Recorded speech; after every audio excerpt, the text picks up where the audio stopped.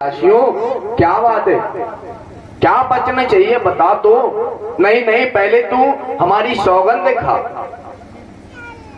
तू हमको वचन दे कि वृंदावन को छोड़ के नहीं जाएगा। भगवान कह रहे हैं कि वृंदावनम प्रत्यज्य,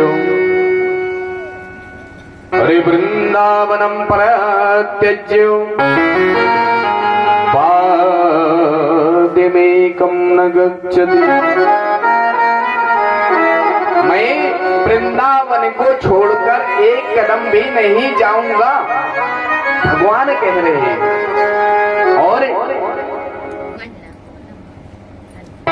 और क्या कह रहे हैं? अरे ब्रजवासी वल्लभ सदा,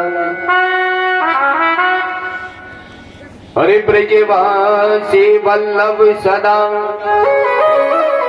अरे मेरे प्राण आधार,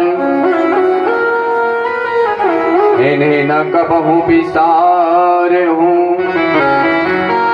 मोहे नंद बाबा की आन।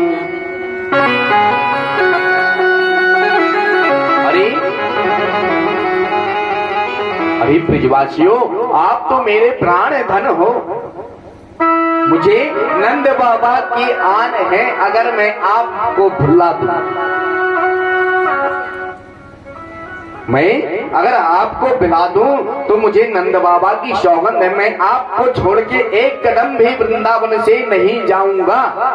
एक ग्वाल वालों ने भगवान से वचन लिया था, वचन लिया है महाराज, भगवान ने वचन भी दिया है। आज भी भगवान वृंदावन में वास करते हैं।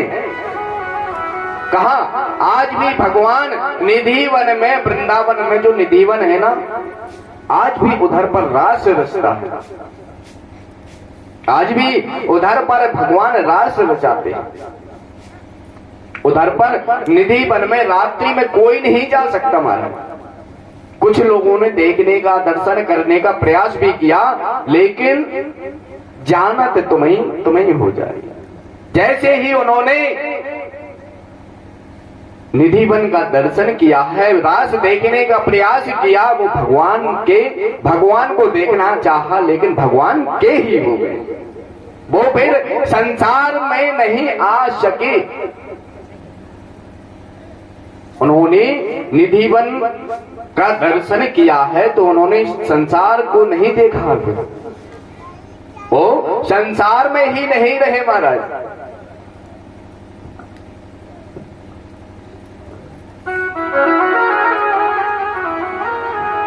ब्रजवासियों को भगवान वचन देते हैं और आगे जो कथा है बहुत प्यारी है। रास पंचाध्यायी।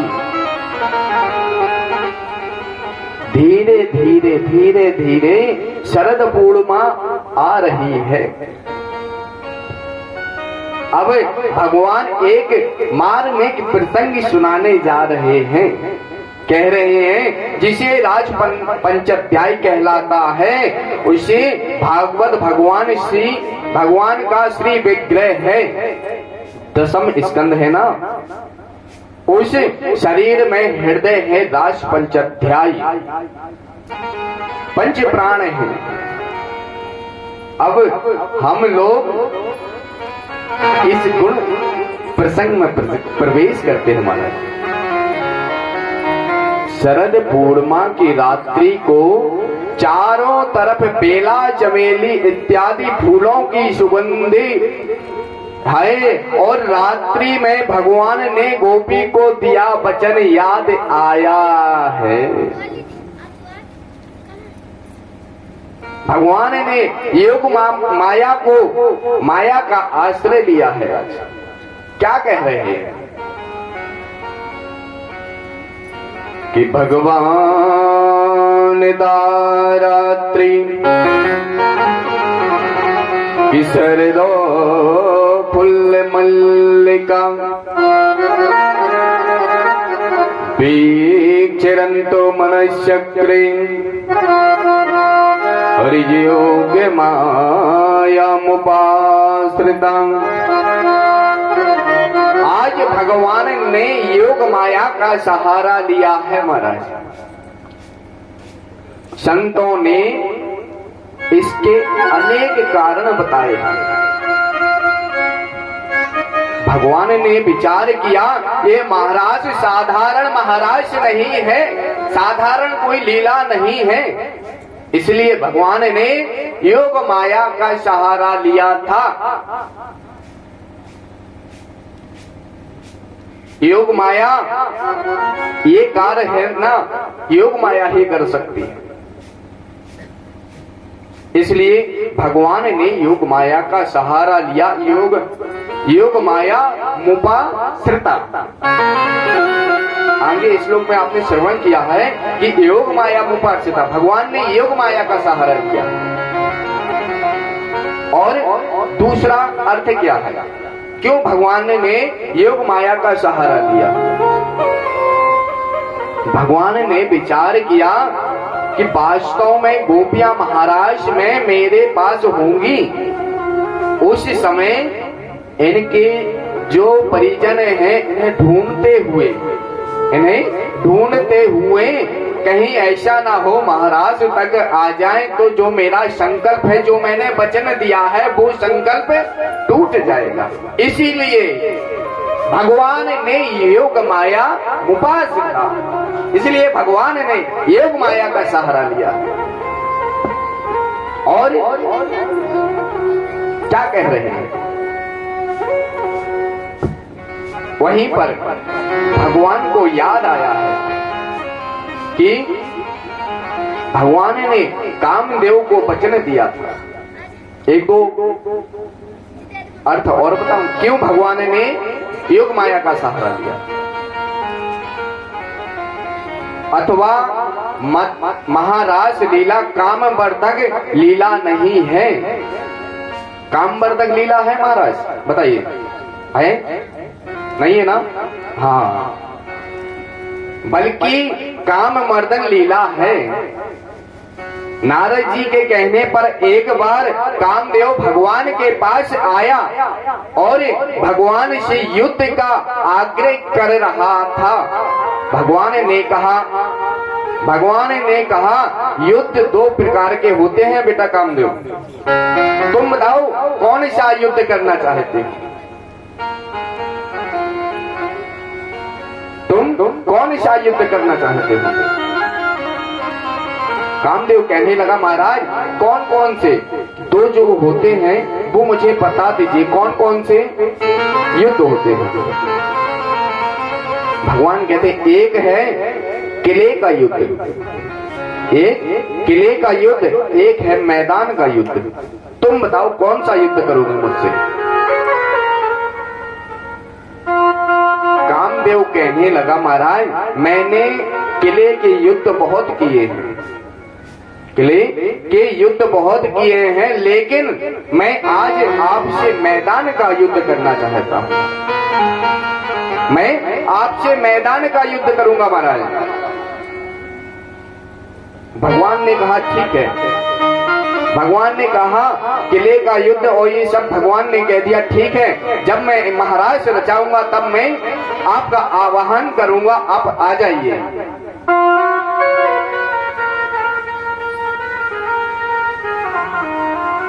इधर जब धीरे धीरे धीरे धीरे वो समय आया, आज भगवान ने बीज मंत्र का उच्चारण करके एक गोपी का नाम लेकर बुलाने लगे। एक एक गोपी का नाम लेकर बुला रहे हैं, एक एक गोपी का नाम लेकर के बुला रहे हैं। क्या कह रहे हैं?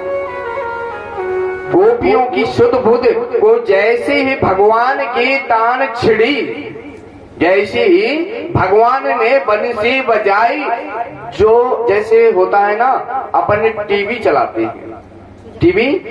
हैं, जो भी अपन रिमोट में बटन दाबें, जो अपन को चैनल पसंद होगी वही देखेंगे। ऐसे ही है ना, जो चैनल पसंद होगी वही देखेंगे कि अपन को नाटक देखना है, क्या देखना है वही देखेंगे। लेकिन इधर क्या है, जिनका लग्न मन भगवान से लगा है, सिर्फ ये बंसी उन्हीं को सुनाई दे रही है, सभी को नहीं दे रही है। ये बंसी सिर्फ उन्हीं गोपियों को सुनाई दे रही है जिनका मन रूपी मयूर भगवान के चरणों से लगा हुआ।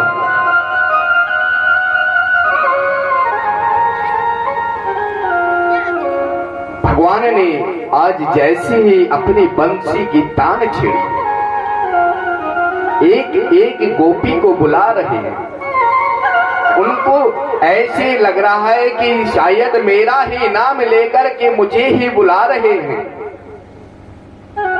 भगवान ने बंसी बट पर यह बंसी बजाई, इसका प्रभाव तीनों लोकों में हुआ है। गोपियों का जैसी सुनती हैं कि ये बंसी बज रही है, कोई श्रृंगार कर रही थी, कोई श्रृंगार कर रही थी, कोई काजल लगा रही थी, कोई लिपस्टिक लगा रही थी।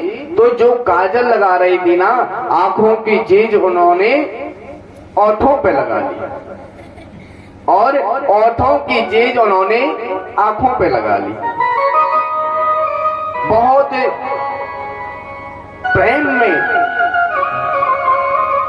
प्रेम से भरी हुई गोपी। जब उन्होंने बांसुरी की तान सुनी, जैसे ही जिस भेष में है, कोई झाड़ू लगा रही है तो अपनी झाड़ू को लेकर ही भगवान के उस बंसी की धुन सुनने चली गई। और कोई तो और बताऊं, एक गोपी अपने ससुर को भोजन दे रही थी। जैसे ही उसने, और एक गोपी अपने गैया मैया को सानी डाल रही थी, उल्टा हो गया। ससुर ने कहा, बेटा मुंह को भोजन तो ला, लेकिन गोपी की सुध बुध नहीं रही, उल्टा काम कर दिया। सानी ससुर को दे दी और भोजन गैया मैया को खिला दिया।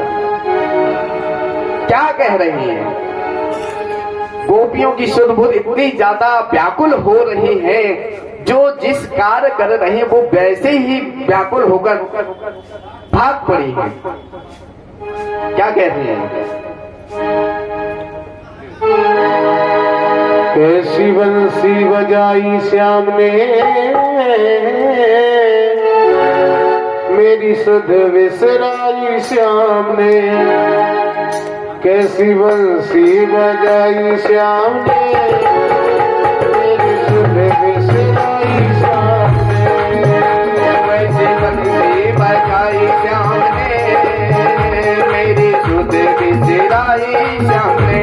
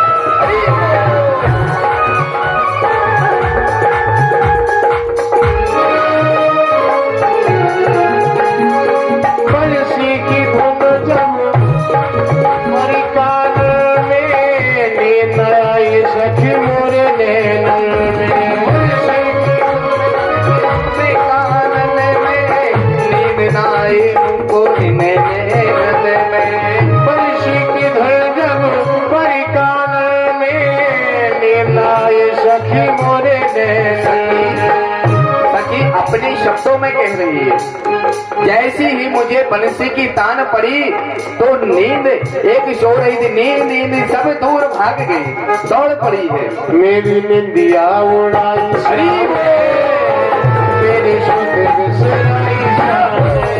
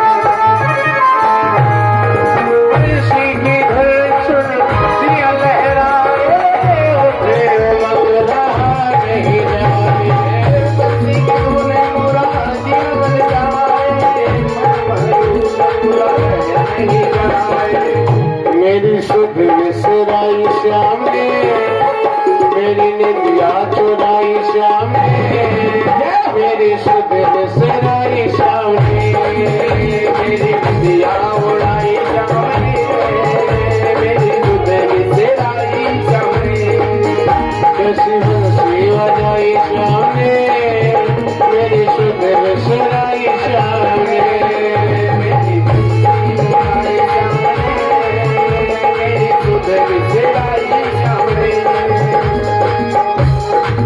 अच्छा, आप लोगों को महाराष्ट्र में नहीं चलना है क्या? चलना है ना? तो सभी लोग मिलजुल करके अपने मन के मयूर को उमंग बनाकर नाचते हुए क्या कहेंगे? अपन लोग मन से वृंदावन की ओर चलेंगे और उसी रास में प्रवेश करेंगे। एक गोपी तो उसका पति है ना, वो मना कर रहा है, अरे तू कहाँ जा रही है? अरे वो गोपी कहने लगी, अगर तुमको मेरे इस शरीर से प्रेम है तो अपना लो, ये शरीर अपने पास रख लो। गोपी अपने शरीर को वहीं पर छोड़कर अपने आत्मा से ठाकुर जी के पास पहुंच गई, रास में शामिल हो रही है। घनश्याम तेरी मुरली पागल कर जाती है,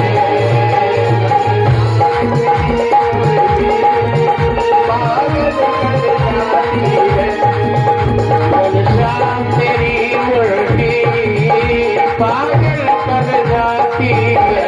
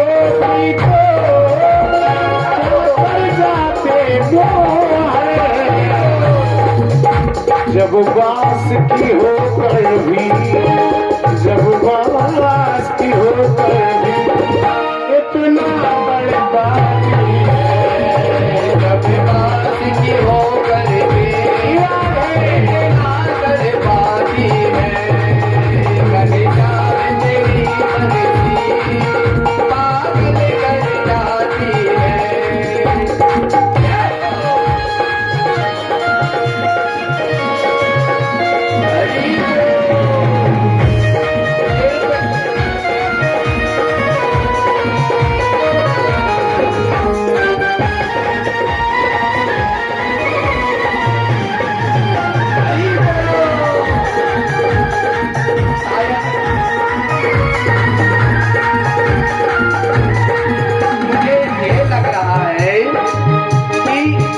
सभी लोगों में से सिर्फ एक गोपी तैयार हुई है महाराष्ट्र में जाने के लिए, और किसी को नहीं चलना क्या है? सभी लोग मस्ती में झूमते हुए महाराष्ट्र में प्रवेश करेंगे। महाराष्ट्र में शर्माने की बात नहीं है, इधर तो भोले बाबा भी गोपी का वेश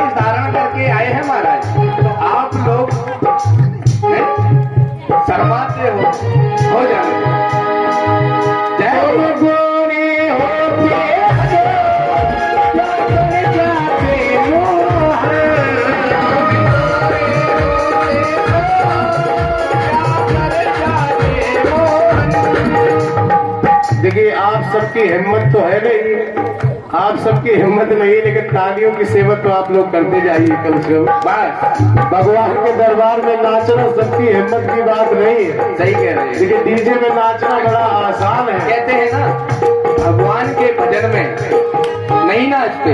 अगर जब बेटी की शादी हो ना, ऐसे 95 वर्ष के नाचते ठुमका मार के, क्या बात है ना। बस यही भाव है। देखिए कथा में, सत्संग में अगर आप नृत्य करते हैं, जब हम हमारे किसी अपने की शादी या कोई उत्सव होता है तो हम जी भर के नाचते, क्योंकि उन्हें हम अपना मानते हैं। और भगवान का जब कार्य होता है तो आप लोग बड़ा संकोच करते हैं, तो इसलिए आप लोग तालियों की सेवा करिए। तुम गोरे होते कर जाके लोग हैं,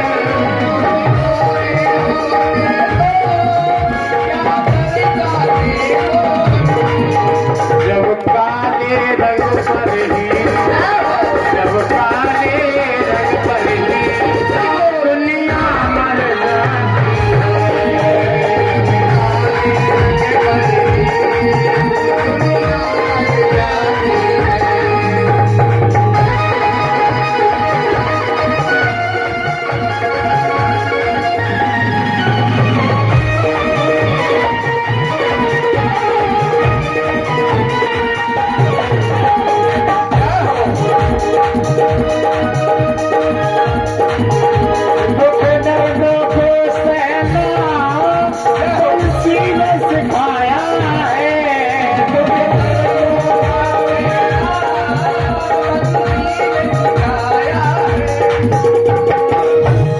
यही कथा का आनंद है। आप लोग अगर कथाओं से जुड़ करके चलते हैं, संकीर्तन की जगह संकीर्तन करते हैं, जहाँ नृत्य की जरूरत है तो नृत्य करते हैं, बस यही कथा का आनंद है।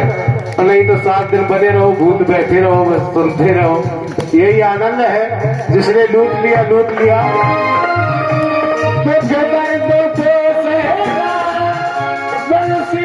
सिखाया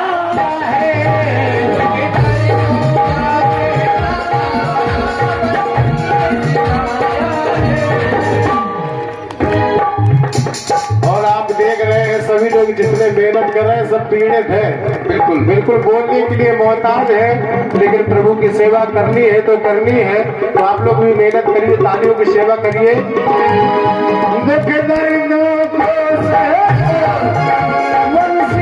सिखाया